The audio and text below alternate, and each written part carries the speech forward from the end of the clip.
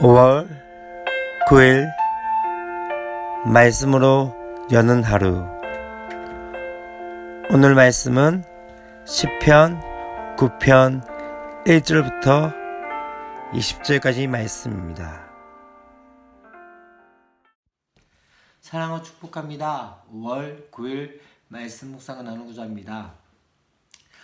5월 8일 어떻게 잘 보내셨습니까? 또 이제 부모님들 이렇게 사랑한다고 말씀하시는지요? 저희 아내는 저희 부모님께 전화하고 저는 이제 장인 장모님께 전화드렸습니다. 참 아직까지도 제가 여전히 연약하고 또 부족하다는 것들 많이 느낀 것 중에 하나가 그분들께 살갑게 이야기하는 것들이 쉽지는 않은 것 같습니다. 제가 잘 통화를 잘 안 하거든요. 그래서 한번 통화한다는 것들이 쉽지 않고 또 하면서도 또 부끄럽고 연약한 제 모습들을 보고 있는 것 같습니다. 그래도 그것이라도 또 고마워하면서 또 기뻐하시는 또 장인 장모님의 그 모습 보면서 참 내가 뭔데 라는 생각들이 한 번씩 또 들어지게 되어집니다. 또 한 가지는 그리스도인의 가장 중요한 것 중에 하나는 하나님의 주권을 믿는 것입니다. 이것의 의미는 하나님께서 이 모든 세상을 통치하고 계시고 또 주관하고 계신 것을 믿는 것이 바로 그리스도인이 아닌가라는 생각이 되어집니다. 그 의미는 무엇입니까? 그것은 때때로 세상이 우리 가운데 불공평하는 것 같은 느낌이 들 때도 있고, 또 한 가지는 우리 가운데 너무나도 불합리하다는 생각들이 들 때가 있습니다. 그럼에도 불구하고 중요한 것 중에 하나는 하나님께서 세상을 통치하고 계심에 대해서 믿음으로 바라보며 그 가운데서 기다림들이 있어야 되지 않나라는 생각이 되어집니다. 특별히 시편의 말씀을 계속 묵상하고 또 함께 연구하면서 느끼는 것 중에 하나는 다윗 또한 많은 상황들 가운데 곤란해하며 또 어려워했던 것들을 보고 또한 다윗이 계속적으로 시편에서 말한 것들 중에 하나가 어쩌면 인생들이 가장 많이 이야기하는 불합리한 것들에서 생각할 때가 있습니다.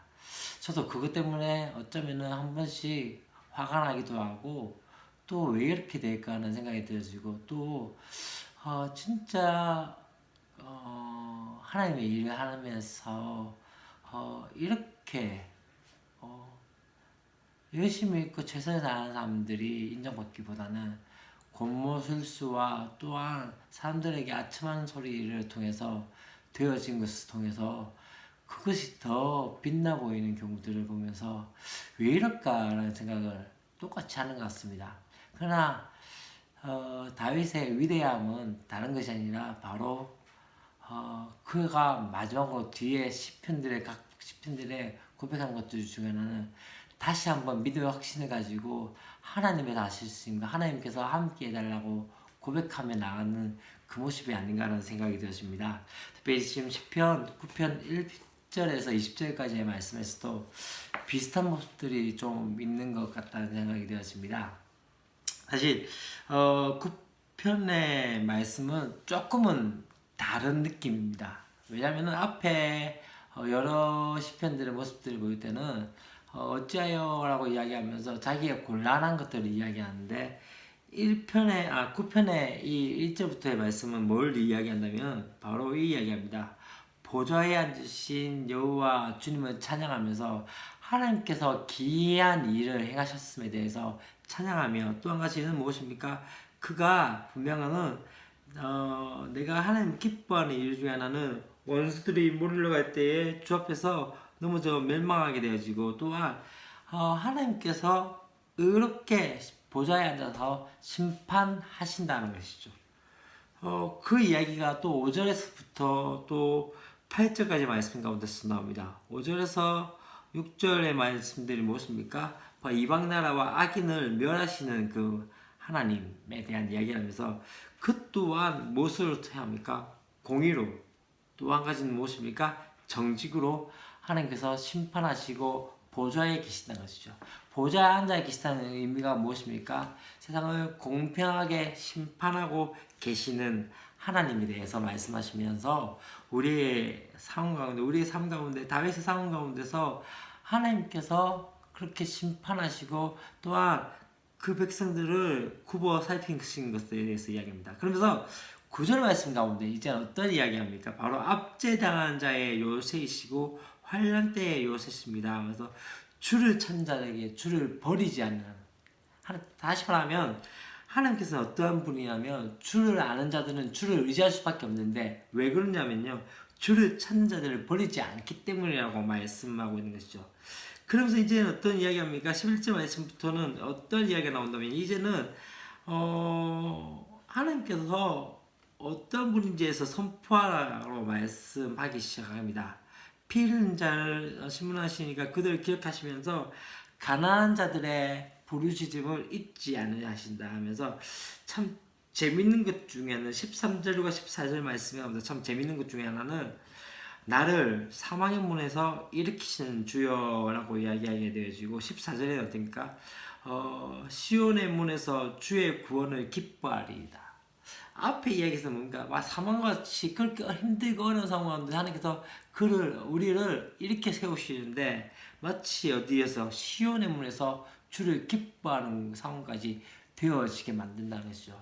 때때로 우리 가운데 젊은과 자전 가운데 마치 사망이 있는 존재처럼 힘들고 어려울 때가 있습니다. 그러나 중요한 건 무엇입니까? 하나님께서 다시 일으키심에 대한 그 믿음을 가지셔야 한다는 것이죠. 그래서 어디까지요? 바로 시온의 문에서 주의 구원을 기뻐하리이다. 우리 가운데 어쩌면 최악의 경험까지 내려갈 수 있다고 생각하지만 또 한 가지 우리의 또 지키 높이실 그 하나님을 바라보게 되어진 것이죠.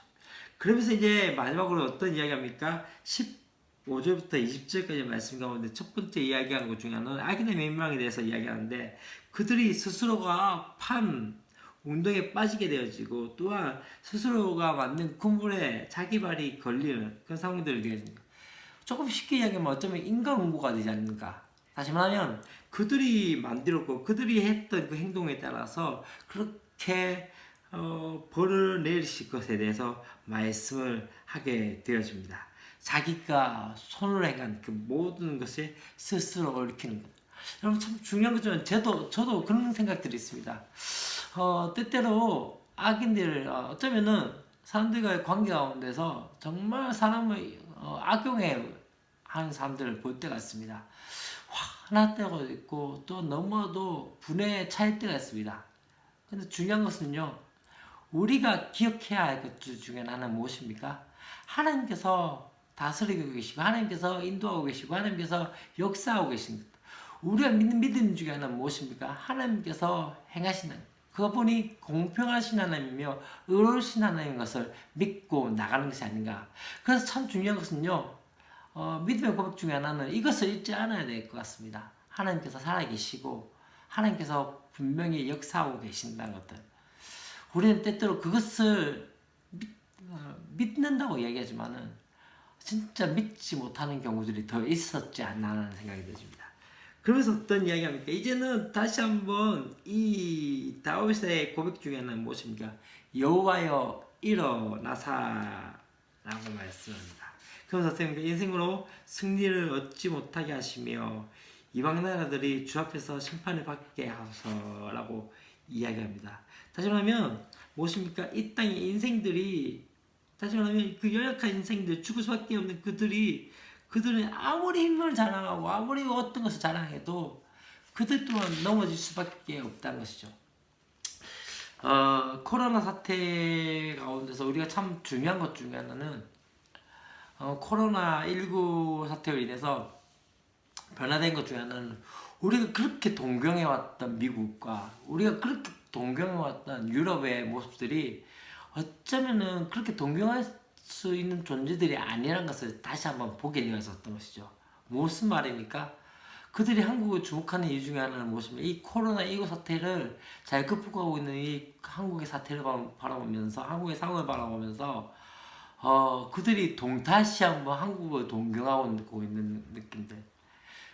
또한 그런 말미암아 지금 또 일본의 상황들 볼 때 어쩜 그렇게 우리가 보면서 대단하다고 생각했던 그 일본 또한 아무것도 아닌 존재인 것을 보면서 오늘 말씀 가운데 그와 비슷하지 않나요? 열방들이 이방 나라들이 그렇게 대단한 것처럼 말하고 있었지만은 아무것도 하나님 앞에서는 아무것도 아닌 존재라는 것들. 그것을 다시 한번 보는 느낌, 보는 상황들이 아닙니까? 그래서 여호와여 그들을 두렵게 하시며 이방 나라들이 자기는 인생뿐 줄 알게 하소서라고 이야기하죠. 착취와 억압으로 고난당한 자들이 이제 어떻게 합니까? 하나님을 구원하시는 것들을 보면서 열방이 두려워 떨기를 간구합니다. 다시 말하면 그들은 인생뿐인 줄 아는 존재, 다시 말하면 그들은 연약한 존재라는 것을 바라보는 것이죠. 여러분 참 중요한 것 중에 하나는 이 시편 9편 1절부터 20절까지 말씀을 보면서 다시 한번 고백하는 것 중에 하나는 무엇입니까? 하나님께서 공의로 또한 의롭게 심판하시고 계시다는 것들, 공의와 정직으로 그렇게 만민을 또는 세상을 통치하고 계심을 우리는 믿음으로 나가야 됩니다. 불합리한 것 같습니다. 또한 때때로 불합리합니다. 세상은 공평하지 않는 상황입니다. 그러나 중요한 것은 무엇입니까? 그런 공평치 못한 세상 가운데 하나님께서는 공평하시기에 다시 한번 그분을 믿고 의지하고 나가는 것이죠. 믿음의 사람들이 고백하는 것 중에 하나가 무엇입니까? 하나님께서 이 땅을, 이 세상을 통치하고 다스리고 계심을 믿고 나가는 것이죠. 그것은 무엇을 의미합니까? 하나님께서 다시 한번 의를 새롭게 세우실 것들을 믿음으로 나가는 것이죠. 다윗이 계속적으로 고백하는 것 중에 하나는 무엇이냐면요. 다윗 또한 우리가 비슷한 상황들입니다. 그 또한 어쩌면 이 땅의 불합리함과 또한 이 땅의 모든 상황들 가운데 어쩌면 고난과 어려움 가운데 자신도 그 가운데서 두려워하며 떨고 있었지만 뒤에 시편의 모든 다윗이 적었던 시편의 모든 상황들은요. 처음엔 두려움을 시작했지만 나중에는 확신을 나가며 처음에는 의심을 나갔지만 다시 한번 나중에는 어떻게 믿음의 역사를 만들어가는 것이죠. 우리가 고백하는 것들 상황들이 환경들이 우리 가운데 어떻게 이야기했는지 다시 한번 믿음의 사람들이 고백하는 것은 그럼에도 불구하고 하나님은 살아계시고 그럼에도 불구하고 하나님께서 세상을 다스리고 계시고 그럼에도 불구하고 하나님께서 우리를 지켜보고 계시다는 것들 지켜보고 하시고 계신 것들을 믿고 나가는 것이지 않을까요? 토요일 또 준비하는 모든 상황들 가운데 하나님의 통치권을 믿고 간구하는 저와 여러분이 되었으면 좋겠습니다. 기도하겠습니다. 하나님 아버지 감사합니다. 참 세상이 불공평하고 또 어쩌면은 악인들 더 잘 사는 것 같고 그로 인해서 때때로 우리의 삶 가운데 이게 왜 이렇게 될까라는 그런 의심과 의문이 들 때가 있습니다. 그럼에도 불구하고 다시 한번 고백하는 것 중에 하나는 하나님께서 이 땅을 통치하시며 또한 공의와 정직으로 다스리고 계심에 대해서 믿음으로 나갈 수 있는 은혜가 있게 해주시옵소서. 하나님 상황과 환경 가운데 우리 가운데 오는 많은 불합리 가운데서도 다시 한번 믿음을 선언하는 것 중에 하나는 그럼에도 불구하고 하나님은 살아계시며 그럼에도 불구하고 하나님께서 통치하고 계심을 선포하며 살아갈 수 있는 믿음의 사람이 될 수 있도록 도와주시고 함께하여 주시옵소서. 주 예수 그리스도의 이름으로 기도합니다. 아멘.